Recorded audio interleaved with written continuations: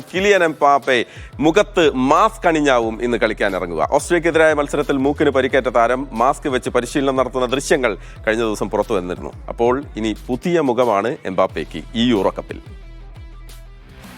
ഓസ്ട്രിയക്കെതിരായ മത്സരത്തിന്റെ 85-ാം മിനിറ്റിൽ കെവിൻ ഡാൻസോയുമായി കൂട്ടിയിടിച്ചാണ് എംബാപ്പയുടെ മൂക്കിന് പരിക്കേറ്റത്.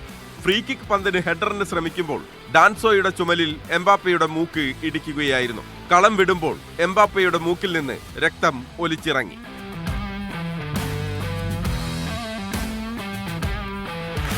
ടീം ഡോക്ടറുടെ പരിശോധനയ്ക്ക് പുറമെ ഡോക്ടർമാരുടെ വിദഗ്ധ സംഘവും എംബാപ്പയെ പരിശോധിച്ച് ഗുരുതരമായ പരിക്കല്ലെന്ന് വിലയിരുത്തി. ചികിത്സ തുടരുമെന്നും പരിക്ക് പൂർണ്ണമായും ഭേദമാകും വരെ മാസ്ക് ധരിച്ചാവും താരം കളിക്കുകയെന്നും ഫ്രാൻസ് ഫുട്ബോൾ ഫെഡറേഷൻ വ്യക്തമാക്കിയിരുന്നു. പിന്നാലെയാണ് ടീമിന്റെ പരിശീലന ക്യാമ്പിൽ നിന്നുള്ള പുതിയ ചിത്രങ്ങൾ പുറത്തുവന്നത്. ഫ്രാൻസിന്റെ ദേശീയ പതാകയിലെ നിറങ്ങൾ ആലേഖനം ചെയ്ത മാസ്ക് ധരിച്ച് എംബാപ്പെ നിൽക്കുന്ന ചിത്രങ്ങൾ.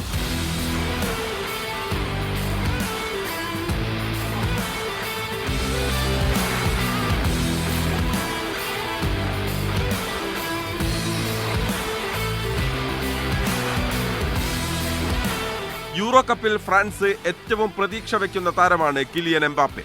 അപ്പോൾ ഇനി എംബാപ്പയുടെ പുതിയ കളികൾ കാണാം പുതിയ മുഖത്ത്. Sports desk.